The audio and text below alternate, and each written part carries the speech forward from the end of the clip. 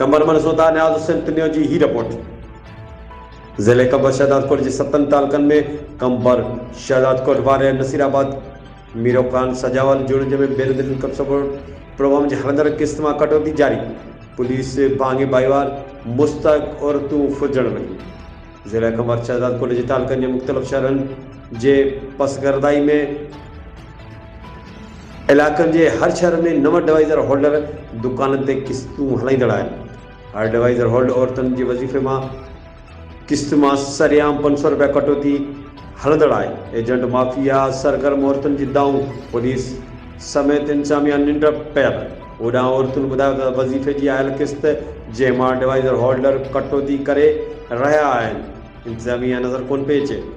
ॼाण मिली आहे त सभिनी तालुकनि जे डिवाइज़र होल्डर औरतुनि जे पैसनि मां कटौती करे ज़िले इंतजामिया खे राज़ी करे रहिया आहिनि। पर अफ़सोस त कंबर शहदादकोट ज़िले जे SSP आसिफ रज़ा बलोच जे अहकामनि ते बि अमल दरामद न थी सघी।